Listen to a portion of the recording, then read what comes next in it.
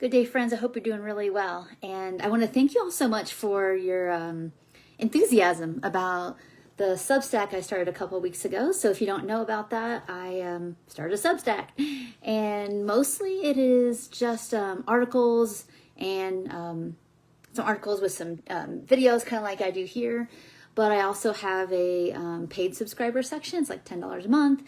And on that, I'm gonna going through my process of getting food on the table for me and my family every week. So it's picking out groceries, picking out ideas to eat, from a recipe perspective. And for me, the most crucial tool in this is looking at the week ahead and what's going on, because that is what makes my main decisions. Besides, obviously, like what sounds good to eat, but it's like, well, when do I have time for what? Like what basically what level of cooking and preparation, and how much leftovers I need to make, and what kinds, and what days we might eat out, and all that kind of stuff. Plus all the extras we forget, like snacks and dessert and stuff like that. So that's what I do over on the paid subscriber page. And I'll probably also start doing a little bit of like nutrition nuggets as well on the paid part. Only because it's just, all this stuff takes a lot of time, and and making sure that what I'm suggesting, is backed by not just my opinion, right? So that's what all that's for. And so yeah, if you're interested in it, great, come on over. I'll put the link to the Substack below, so you can go there and subscribe and check it. You can subscribe for free for all the articles, and I post an article almost every day.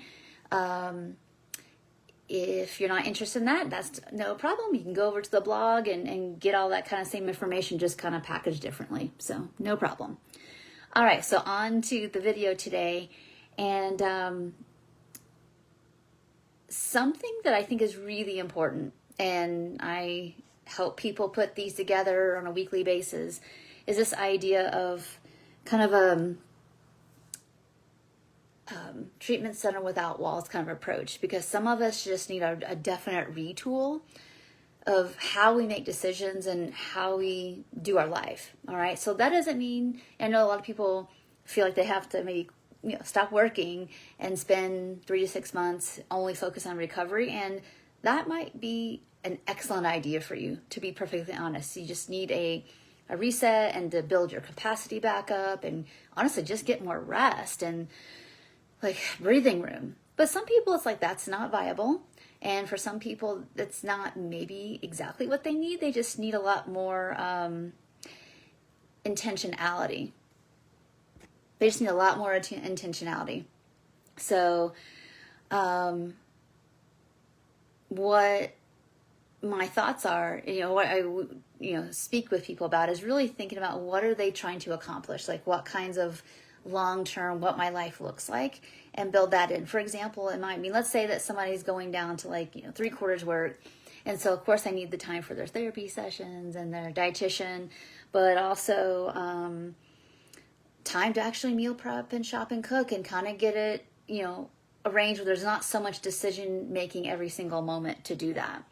Sometimes it's time to actually just mostly be out of your head and be doing physical things like walking around a pond, doing art. I have a lot of people doing like occupational therapy kind of things and equine therapy kind of things. Again, and of course, like working on books and workbooks and renewing the mind. So it's like we need to structure our time in a way that basically you're teaching your body, you're teaching your mind that you're here for it, you've got its back, and we're doing something different. And I know that the changes can make us feel emotionally a little wobbly, but that doesn't mean there's a threat, and there's definitely not any harm being done. It's more about this is uncomfortable, not a threat. And over time, you start to recognize, well, oh gosh, what works and what do I like a lot of that I don't want to let go of whenever I start maybe working more or start having more capacity, and maybe there's more responsibility in your life again, whatever it is. You still, of course, working on boundaries and your yes being a yes and your no being a no and all that. But I say all this just to suggest to you that it's okay. Like planning is not a bad thing. to help you grow and to learn. You don't have to like osmosis yourself into recovery. Honestly, recovery is very, very intentional about how you spend your time. When you capture your thoughts, what do you do with them? Even the kind of support you seek out. I mean, there's many, many thousands of good dietitians and therapists, but you might need a certain kind that just works with where you're at in recovery. And that's a good thing, that you actually know what you need and you pursue that and you let yourself have it. That's all a really big deal. So you don't have to just choose whomever is the only person in your town, or choose maybe whomever has the biggest social presence. It's more about like connecting with people and who resonates with where you're at and where you want to go. So I hope that really helps you kind of build some hope, build a container of hope about where you want to be going. Okay. And there's lots of resources out there that are not paid. So don't like let yourself fall into dorsal there that like, I can't afford this, that, or the other. There's a lot of resources, and if you need some, just ask. And if I don't know where everything is, but that's a search, right? And we can find those things, or somebody else might know. But it's more about having your own back and not abandoning yourself. All right, and intentional with what you need and seeking that out.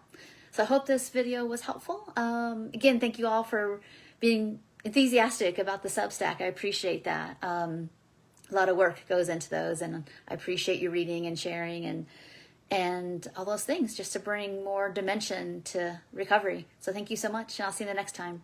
Bye for now.